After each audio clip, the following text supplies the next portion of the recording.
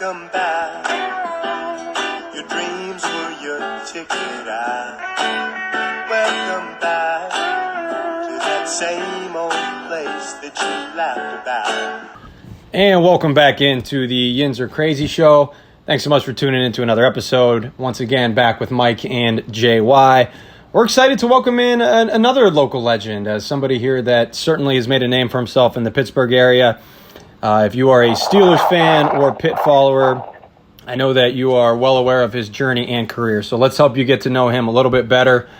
Pete Gonzalez, thanks so much for joining us, man. How are you? Oh, man, I'm doing great. I'm hanging out here at my patio, just relaxing, waiting to do this great interview with you guys and talk a little Pitt football, Steeler football. You know how it goes. Hey, man, it's awesome having you. Thanks again for joining us. We've had some Steeler quarterbacks already on in the past. Bruce Gradkowski joined us a couple weeks ago. So always happy to get the insight from somebody that's literally been in the trenches, man. So that's the first thing I kind of want to ask you. Obviously we're kind of in a crazy state right now in this world, and we don't want to get too political or anything, but as somebody who's played in the NFL before and taken regular snaps under center at a Division I level, how challenging is this probably mentally on the guys going into the season? Are they thinking about it a lot? Are they not thinking about it? What's your kind of just mind frame around this upcoming season? It's amazing. It's very hard to get ready for both the college season and the professional season when everything's perfect. I mean, there's a lot of, on the professional level, there's a lot of detailed planning, right? That league is won with, it's won by a couple drives, right? A couple plays in the game. So the details, the nuances, coaching certain guys to do certain things a little bit different, play calling, a lot of details, a lot of detailed stuff goes into the off season, right? And you prepare.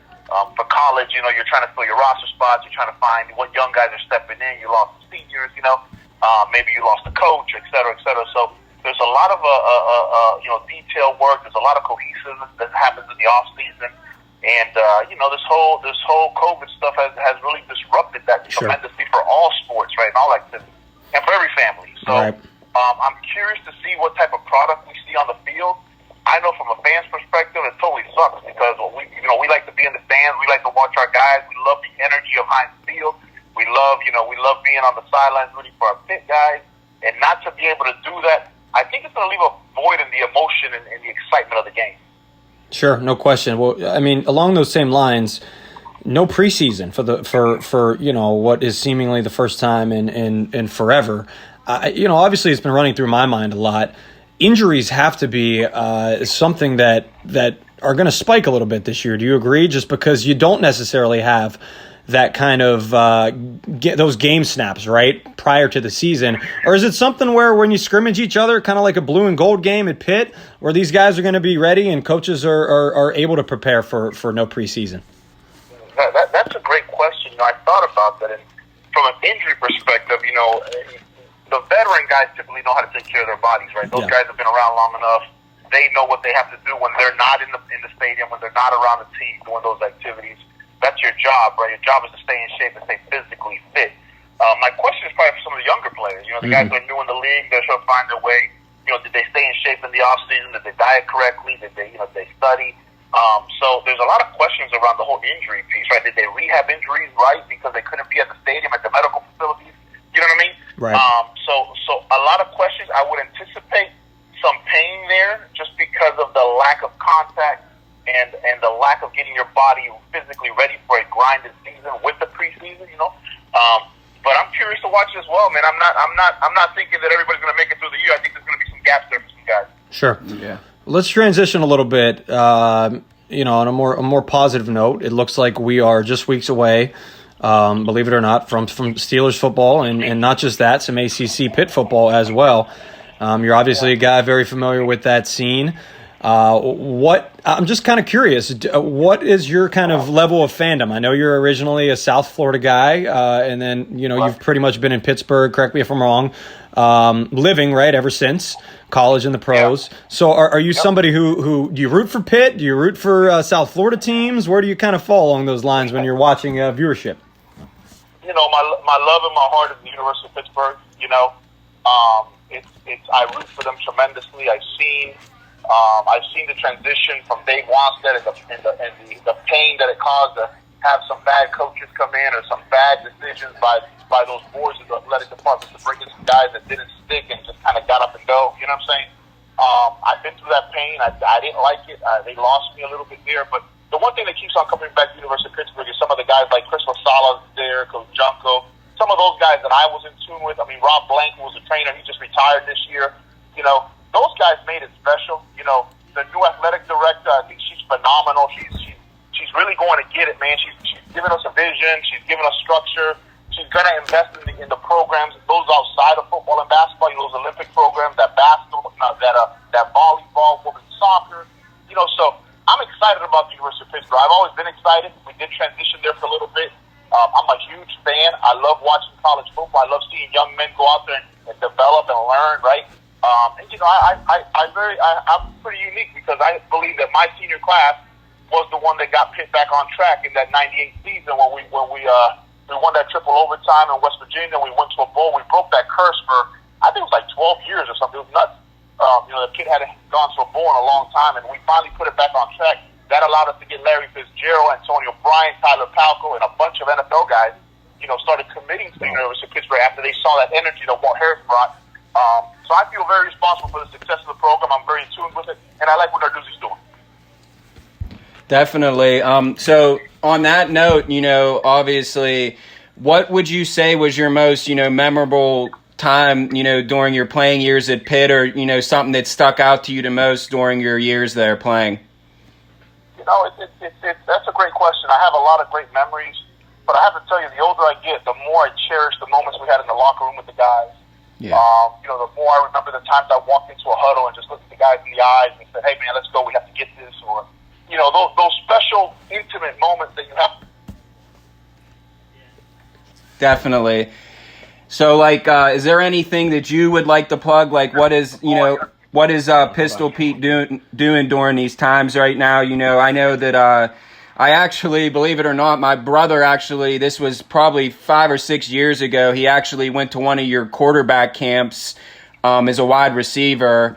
So he was, when I told him that, you know, we were interviewing you, he was pretty excited because he said, you know, it was a great time and, you know, he really learned a lot. But, you know, is there anything, you know, what's Pistol Pete up to nowadays as far as, you know, in the sports realm of things? Well, you know, I have a transportation company. We focus on heavy construction. We move a lot of heavy construction materials in the area. Okay. I have about 75 trucks on the road. I also do a lot of the oil and gas space.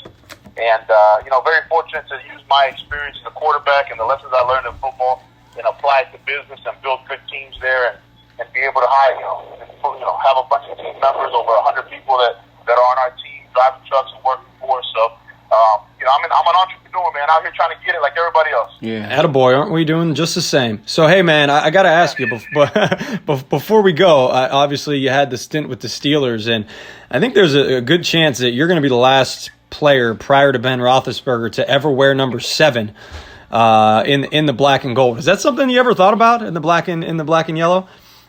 You know, I never really thought about it. Yeah. But, you know, I like to say that I warmed it up for Ben. Attaboy. I kind of, there was a lot of prayers and a lot of faith moments on that number when I was on the field and my family. So it was a blessed number that Ben grabbed and ran with him. I'm happy for him. He's done a great job for us. He's been a heck of a quarterback to watch, and I'm looking forward to see how he comes back this year. Yeah, I was going to ask you about that really quick, too, now that we're on the topic. I mean, you're a guy that obviously knows a lot about the position. How grueling is it coming off a significant injury, you know, in your later years and trying to rehab that and get back to full strength? Yeah, you know, I think with him it might benefit him because he didn't have to go into mini camps. He didn't have to go into off-season workouts. He didn't have to go through a preseason. He might have rested the elbow enough to really be in pretty good shape to play a condensed season, you know? I mean, I assume everything's well with him. You know, I think it went pretty good. So it'll be interesting to see how he plays. I mean, it's just one of those deals, man. The NFL's a grind, brother. It's a grind. It's tough. It's physically exhausting. And, you know, father time doesn't forgive players like Ben or the older guys, right? The Sure. father time jumps on your back and he doesn't want to get off. And the older you get, the harder it is to recover. Well, Pete, it's been our pleasure, man. Yeah. We wish you the best with all your business endeavors, and we're thrilled to get the insight of somebody who's been under center in a high-level D1 and professional game, man. Seriously, can't thank you enough. We appreciate Hey, it. man, I thank the both of you for your passion and your desire to bring, the right news to people. And, thank you for having me, guys. God bless you guys. Man, that was a really awesome interview with the man himself, Pistol Pete Gonzalez, man. It was cool to get, his insight on everything, and it's crazy, man. Football's back. It's going to be good to have Steeler football, Pitt football, hopefully. All these things, obviously there comes with a little bit of risk for the guys and surrounding, these circumstances we're dealing with. But as a society and a nation, I've always known sports to do one thing, and that's bring people together. Unity, you got it, around a television, whether that's just a couple of people or, a handful of people, hopefully, as we progress as a country to get healthier and healthier. So it was cool to hear the insight from a guy who's literally played for Pitt and the Steelers. Yeah, that's the first time on our show. I think that's really cool to get that, because it's like, wow, we love Pitt, we love the Steelers, we got an insight on both of them, and I think it was great. And I mean, there was a lot of positives that come out of that, because we need sports, and it's just crazy times right now, and it snuck up on us. Like, football season's here. It's crazy, because preseason and didn't have the blue and gold scrimmage in the spring, and it's just like, we're here, man. Get One ready. thing I didn't get to ask him, and it might be a tough response, but you got to think, for a guy like Pete who plays at Pitt and then plays for the Steelers temporarily, there's got to be a lot of pressure, feeling like the almost like a hometown guy. And you would know. And he's a quarterback. It's like, you're either good. It's like kind of like a kicker too. Quarterback and a kicker. I mean, a kicker. It's like when Boswell went through that a few years ago. He was at the Pro Bowl, and then the next year, 12 missed field goals, and then he found himself again. So it's Pittsburgh is they love you when you're up, and they beat you up when you're down. So it was cool to get his perspective. And again, you got that right. Thanks to Pete Gonzalez and YinzerCrazy.com. More to come. Yeah, we're excited this fall to start bringing you guys some more material. Obviously, we had a bit of a hiatus as the world took a hiatus naturally from sports. We've kind of strayed away from the Pirates a little bit, as you can imagine. Not a lot of people tuning into Bucko's podcast right now, but we're hoping for actually more losses coming up, just to say that we could get a number 1 draft pick and hopefully get a Kumar Rocker type deal. But listen, lots of good, fun interviews to come. We're going to be connecting more often and be dropping more interviews like this. Our list of interviews in just under a year for our podcast, man. Tune in, start following Yinzer Crazy. We are serious over here. We've had Bruce Gradkowski, Edmund Nelson, we have Jason Kendall, Michael McHenry, people you're listening to every single day in your Pittsburgh sports circle. You add Pete Gonzalez to that list that's just ever growing. So stay tuned to us. Some big things on the way. And that's it. Yeah, maybe next we'll have LeBron James. You never know. Maybe LeBron James will be on Yinzer Crazy next. Or Matt Aaron. That could also be. I mean, or Matt Aaron. Yeah, they're both in the same category. Yeah. So check out our website, too. All of our feature stories. We'll be dropping some good stuff. For JY, I am Mike, and we'll catch you next time here at YinzerCrazy.com. Follow us on Facebook.